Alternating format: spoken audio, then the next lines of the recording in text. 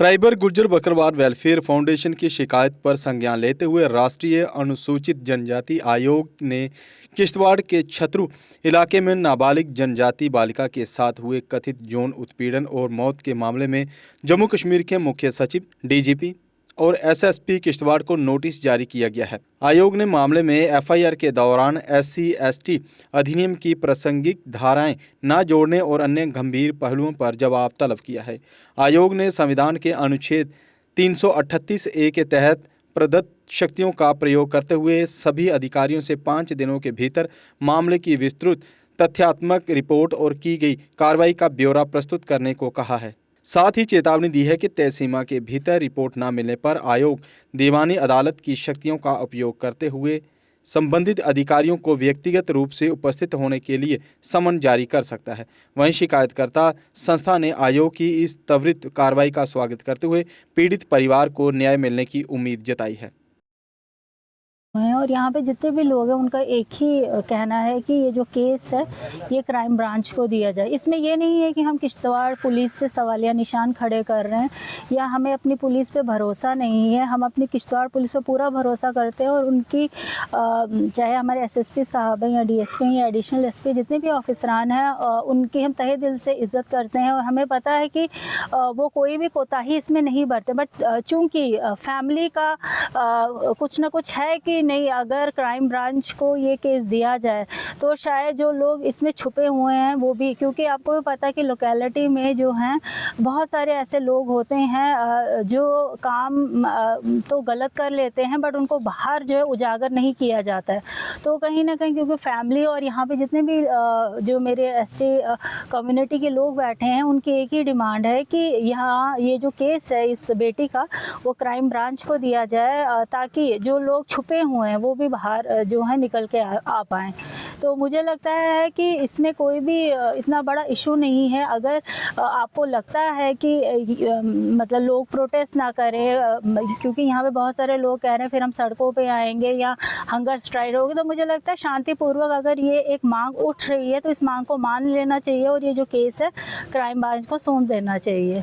Case सौंपा जाए। वहीं अगर हम बात करें यहाँ इंटरनेट पे जो है वो आर्जी पाबंदी आयद की गई है, क्या बताएंगे इन सब चीज़ों को? देखिए जनाब, अनफॉर्चुनेट हैं दोनों चीज़ें इसलिए कि इंटरनेट तो now is a fundamental right of the children of this country. तो इंटरनेट तो सबको मिलना चाहिए, वो क्यों बंद कर दिया? मतलब ऐसा क्या होने वाला है यहाँ पे? आप भी बड़े अरसे से यहाँ पे हैं तो आपने देखा कि पिछले कई दिनों से यहाँ पे पीसफुली लोग बैठे हुए मजलूमियत की हालत में शोक मना रहे हैं। तो इसमें इंटरनेट बंद करने वाला क्या था? हैरान कुन बात है। दूसरा, जो SIT यहाँ की किश्तवाड़ की है उसका बड़ा एहतराम है सर, वो काम कर रही है, उन्होंने जो किया वो बड़ा अच्छा है। लेकिन हमें लगता है कि कल जब चहारम था, कल तक भी सिर्फ 2 लोगों को गिरफ्तार किया गया था और कल जब यहाँ पे बेशुमार लोग इकट्ठे हुए तो बहुत सारे लोगों को गिरफ्तार किया, बुलाया। शाम को फिर से हमें खबर मिली कि उनको छोड़ दिया गया। तो ये हमें देखें ख़तरा क्या है। वो SIT आराम से गिरफ्तार करे उनको, जब चालान पेश करना हो तब गिरफ्तार करे, हमें कोई मसला नहीं। लेकिन कॉन्स्टिट्यूशन ऑफ इंडिया बोलता है कि जिस भी इंसान पे शक हो आपको कि ये इस क्राइम में इन्वॉल्व है, आप उसको बाहर नहीं खुला छोड़ सकते, इसलिए कि वो सबूत मिटा देगा, एविडेंसेस डिस्ट्रॉय कर देगा।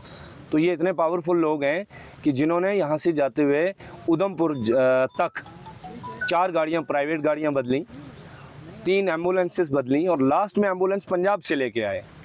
इतने बड़े ख़तरनाक लोग हैं ये।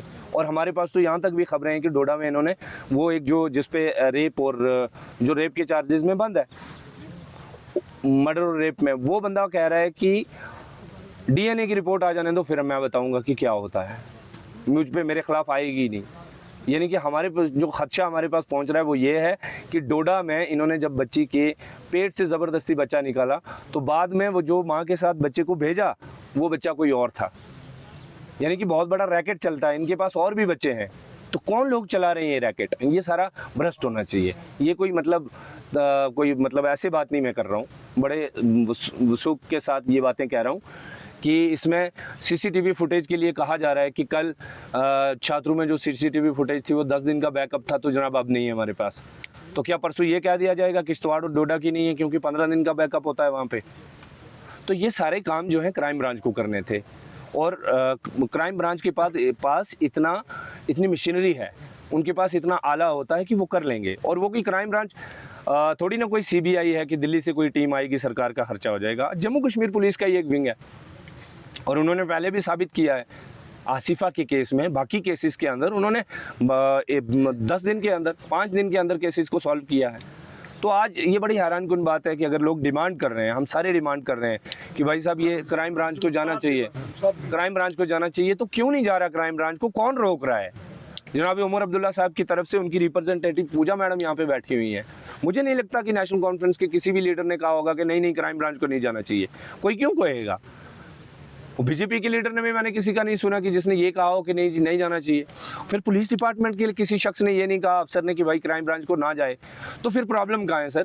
सर अगर ये केस इन केस जो है वो क्राइम ब्रांच को नहीं दिया जाता है तो आप अभी यहाँ पीसफुली जो है वो धरना दे रहे हैं, आगे का लाहे अमल क्या होगा? फिलहाल तो सर हम पीसफुली ही हैं, क्योंकि 40 दिन तक तो हमारे यहाँ सोग होता है। तो फिलहाल तो हमारा मुंह ही खून से भरा हुआ है। फिलहाल हम बात ही क्या करेंगे? हम तो बात करने की भी मैं पूजा मैडम के होते हुए बात ही नहीं करना चाह रहा था, लेकिन चलिए अब केस के फैक्ट्स बताने ज़रूरी हैं। फिलहाल हमारी कोई रणनीति नहीं है, हम मजलूम हैं जनाब। हम कोई ताकतवर नहीं है कि हम ऐलान जंग कर देंगे, हम बोलेंगे हम सड़कों पे आ जाएंगे। हम ज़्यादा से ज़्यादा क्या कर सकते हैं? कल हम चाह रहे थे किसी विजिबल जगह पे बैठे धरने पे, जहाँ पे बात हो आप लोगों से भी, वहाँ पे दूसरे लोग भी आए, आराम से बात हो, सारा मसला पब्लिक तक जाए, सरकार तक जाए। उन्होंने कहा नहीं जाना है, यहीं रुकिए। हम रुक गए। अभी आएंगे, दे आर पावरफुल, अभी आके बोलेंगे यहाँ भी नहीं बैठना है। तो आप ही फैसला करिए कहाँ जाएंगे, क्या कर सकते हैं? हम तो सोगवार भी हैं और मजलूम भी हैं। हम कोई ताकतवर नहीं है कि हम जनाब तूफ़ान खड़ा कर देंगे। तूफ़ान खड़ा करते तो हमारी बच्चियाँ थोड़ी 500 में से 20 बच्चियाँ स्कूल जाती। इस कत्ल के बाद, इस रेप के बाद 500 में से, छात्रों हाई सेकेंडरी की बात कर रहा हूँ, 500 बच्चियाँ स्कूल आया करती थी, उनमें से 20 आ रही हैं आज।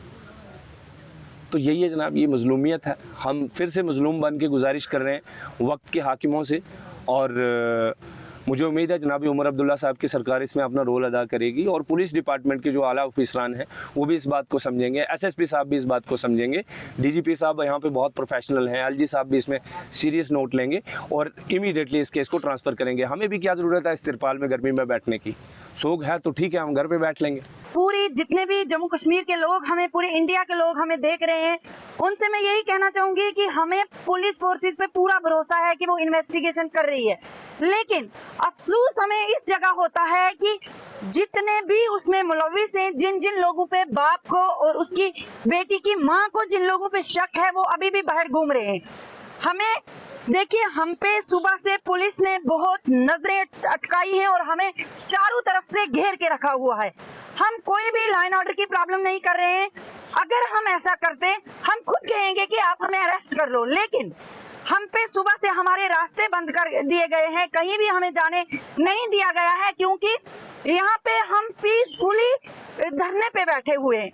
जैसे हम कहेंगे कि हम एक खेत या हम दरख्तों के नीचे बैठे हैं।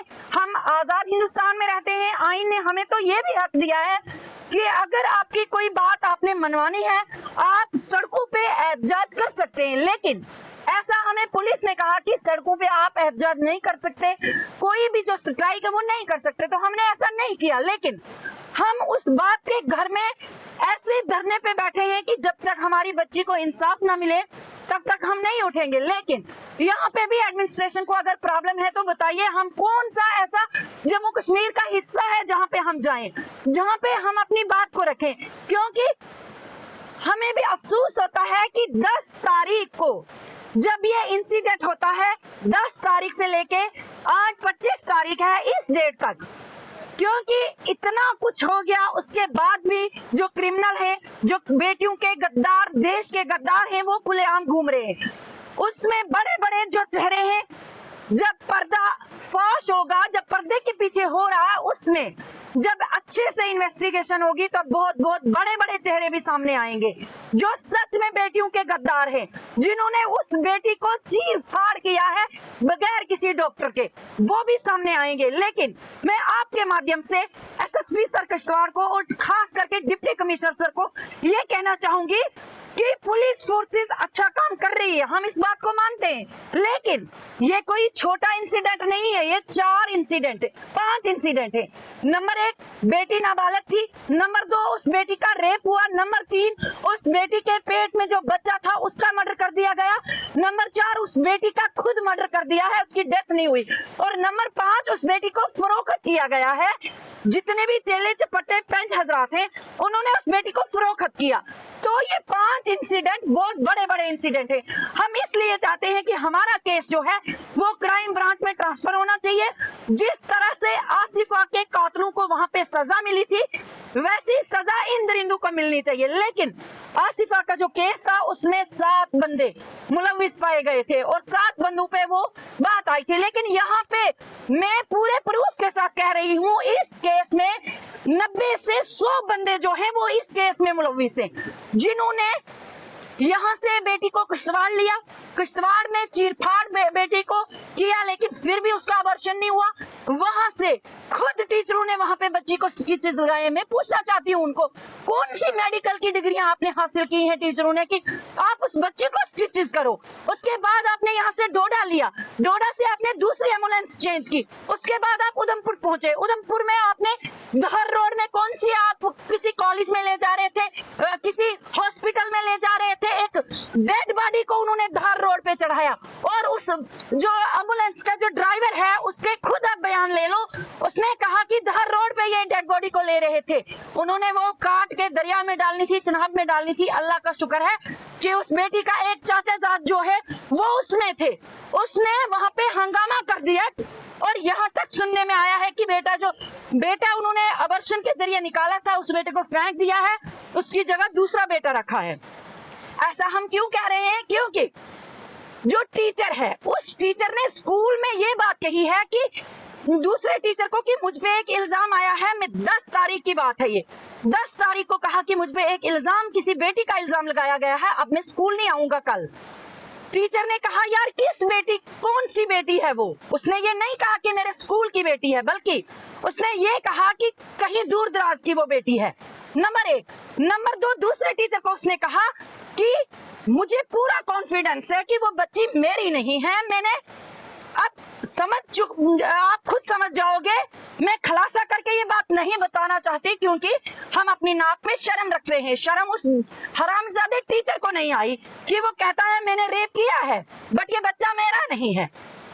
इससे आप अंदाजा लगाएंगे कि उस टीचर के खुद के ये बोल हैं कि रेप तो मैंने किया है बट बच्चा मेरा नहीं है।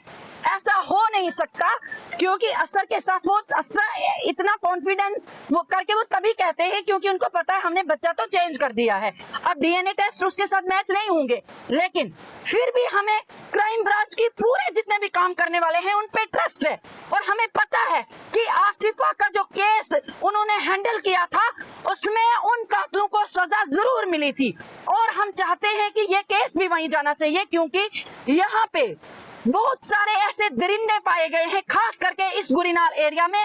यहाँ पे तमाम जितने टीचर हजरात हैं वो सब काबिले तारीफ हैं, अलावा उस हरामजादे के जो वो टीचर है जिसने अपनी 3 बेटियां सामने रख के वो दरिंदगी हमारी बेटी के साथ की। देखो बेटी एक फूल होता है और उन्होंने उसकी गरीबी का और उसकी मासूमियत का फायदा उठाया। पर हो जाए क्योंकि बाकी हमारा कोई मुद्दा नहीं है। हम चाहते हैं कि जो ये केस है ये क्राइम ब्रांच में ट्रांसफर हो जाए और उसके बाद हम अपने घरों पे बैठेंगे क्योंकि हमें पूरा भरोसा है। हम पुलिस के खिलाफ इस वक्त भी नहीं थे, पहले भी नहीं थे, क्योंकि हमें पूरा भरोसा है कि जो पुलिस फोर्सेस है वो अच्छी इन्वेस्टिगेशन कर रही है। लेकिन इनसे जो बड़े बड़े मुद्दे, जो बड़े बड़े मामले हैं, कुछ पुलिस वालों को भी ये पता नहीं है। आखिर आवाम तो ये जानती है कि इनकी बच्ची के साथ क्या हुआ, कौन कौन से वो रेपिस्ट हैं, वो सारा कुछ जानते हैं। और मैं अपील करना चाहूंगी पूरी रियासत जम्मू कश्मीर की जितने सोशल एक्टिविस्ट मेरे भाई हैं, जितने मीडिया में काम करते हैं, आप आज के बाद जब भी उस बच्ची के बारे में बात करेंगे आप ये मत कहो कि बच्ची की डिलीवरी के टाइम डेथ हो गई। नहीं, गलत बात है। बच्ची को डिलीवरी जो है वो जबरन करवाई गई और नंबर 2 उस बच्ची का मर्डर हुआ है क्योंकि गुस्ल करते वक्त मैंने देखा है गालों पे दांतों के निशान, और मैंने फोटो भी लिए हैं। अभी हम वो फोटो नहीं दिखाएंगे, वो कोर्ट में दिखाएंगे। उसके होंठ काट दिए हैं, दांतों से उसके होंठ काट दिए हैं, ये जगह काट दी है उसकी दांतों से, और ऐसा मतलब उसकी बॉडी से पता चलता है कि उसको पटक पटक के मारा गया है। वो मरी नहीं है, उसको मारा गया है। ना भी गवर्नमेंट जॉब पाने का है, लेकिन बड़ी बड़ी फीस बन रही है परेशानी, तो मायूस होने की जरूरत नहीं है। मेहनत और सही गाइडेंस से ही हर सपना पूरा किया जा सकता है। जम्मू कश्मीर और लद्दाख का भरोसेमंद और जाना माना कोचिंग इंस्टीट्यूट कैरियर अड्डा पिछले 10 सालों से हजारों बच्चों को एसएससी, जेकेएसएसबी, बैंकिंग, डिफेंस और दूसरी गवर्नमेंट जॉब्स की शानदार तैयारी करवा रहा है। सबसे खास बात यह है कि यहाँ बच्चों को बेहतरीन गाइडेंस के साथ ऐसी तैयारी करवाई जाती है जिससे उनका सिलेक्शन आसान हो सके, वो भी बिना किसी ट्यूशन फीस के। यानी यहाँ आपको मिलेगी फ्री कोचिंग। कैरियर अड्डा में सिर्फ क्लासेस ही नहीं, बल्कि हर एग्जाम को क्रैक करने के लिए शानदार मॉक टेस्ट सीरीज भी उपलब्ध करवाई जा रही हैं, जो बच्चों की तैयारी को और मजबूत बनाती हैं। जो बच्चे सेल्फ स्टडी कर रहे हैं वो भी इस सुविधा का फायदा उठा सकते हैं। इसके अलावा बच्चों के लिए फ्री डाउट सेशंस भी रखे जाते हैं, जहां हर सवाल और हर परेशानी का आसान तरीके से हल बताया जाता है। कैरियर अड्डा की मेहनत और बेहतरीन टीचिंग का नतीजा है कि आज 3500 से ज्यादा बच्चे किसी न किसी सरकारी नौकरी में अपनी खिदमत अंजाम दे रहे हैं। अगर आपका भी सपना 2026-27 में गवर्नमेंट जॉब हासिल करने का है तो देर किस बात की। आज ही जुड़िए कैरियर अड्डा इंस्टीट्यूट के साथ और अपने सुनहरे मुस्तकबिल की शुरुआत कीजिए। हमारा पता है कैरियर अड्डा इंस्टीट्यूट, नियर गुरुद्वारा, रिहाड़ी चुंगी, जम्मू। जम्मू कश्मीर की खबरों के लिए जुड़े रहिए जेके अपडेट के साथ।